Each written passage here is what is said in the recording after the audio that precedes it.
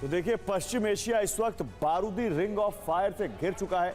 अरब के 13 देश युद्ध की आग में झुलस रहे हैं। दुनिया के इस हिस्से में इस वक्त कई वॉर फ्रंट खुल चुके हैं। पहला और सबसे बड़ा फ्रंट ईरान ने अमेरिकी मित्र देशों के खिलाफ खोला है। अमेरिकी हमलों के जवाब में ईरान की सेना Qatar, Kuwait, Bahrain, Jordan, Iraq, UAE और ओमान को दहला रही है। यहां बैलिस्टिक मिसाइलें और ड्रोन से हमले कर रही है। तो वही दूसरा फ्रंट सऊदी अरब और हूती के बीच खुल गया है। यहां सऊदी अरब और यमन सरकार ने मिलकर हूती पर हमले शुरू कर दिए हैं। सना और सादा पर स्ट्राइक जारी है तो हूती भी सऊदी अरब को दहला रहा है। तो उधर तीसरा फ्रंट नेतन्याहू के आदेश पर आईडीएफ ने खोल दिया है। इजराइल की सेना लेबनान और सीरिया पर हमले कर रही है। ये फ्रंट भले अलग अलग हो, लेकिन इसके केंद्र में डोनाल्ड ट्रंप की बारूदी जिद को माना जा रहा है। तो अब यह तय हो चुका है कि होर्मुज का फैसला बातचीत से नहीं बल्कि बारूद से होगा। बीती रात अमेरिका ने एक बार फिर फारस की खाड़ी से लेकर ओमान की खाड़ी तक ईरानी शहरों पर बमबारी की। इसके साथ ही डोनाल्ड ट्रंप ने ईरान के खिलाफ युद्ध का ऐलान कर दिया है। ट्रंप ने अमेरिकी कांग्रेस को एक पत्र भेजकर इसकी खुद जानकारी दी।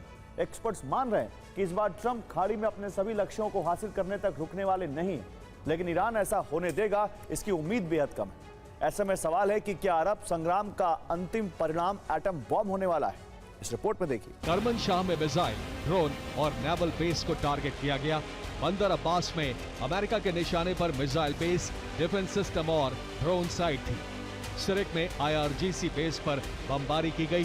बुशहर में ईरान के सैन्य बेस पर हमला किया गया।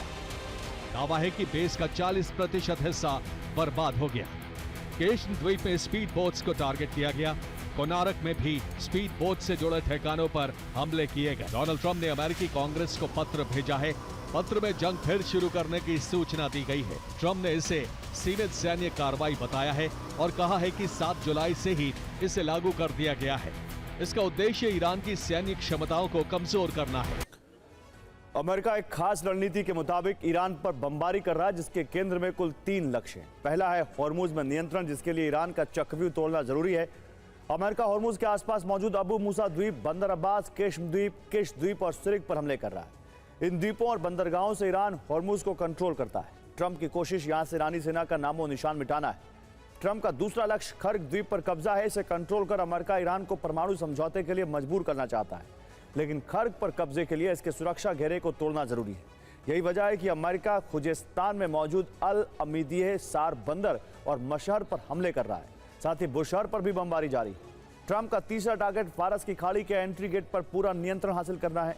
ईरान यहां कोनारक और चाबहार के जरिए नजर रखता है। यही वजह है कि अमेरिकी सेना यहां भी जबरदस्त बमबारी कर रही है। और ऐसा पहली बार है जब अमेरिका ने ईरान के खिलाफ नेवल ड्रोन का इस्तेमाल किया है। अमेरिका ने अपने कोरसेर USV के जरिए बंदर अब्बास में मौजूद शिप यार्ड पर हमला किया। अमेरिका के इस ड्रोन की लंबाई करीब 24 फीट है। इसकी रफ्तार 65 किलोमीटर प्रति घंटा बताई जाती है। ये नेवल ड्रोन अपने साथ 450 किलो विस्फोटक लेकर जाने में सक्षम है। ये 1000 किलोमीटर दूर दुश्मन पर सटीक हमला करने में सक्षम है। खास बात यह है कि कोरसोर USV किसी रडार की पकड़ में नहीं आता है। समंदर के इस शिकारी की कीमत $10 लाख के आसपास है। दावा है कि स्ट्राइक के दौरान अरब के आसमान में करीब 13 अमेरिकी सैन्य विमान उड़ान भर रहे थे। हवा में मौजूद विमानों में 9 KC-135 refuelling aircraft, 2 KC-46 refuelling aircraft, 1 E-3 Sentry अवैक्स विमान शामिल है। इसके अलावा एक P-8 पोसाइडन भी इस दौरान अरब में उड़ान भर रहा था।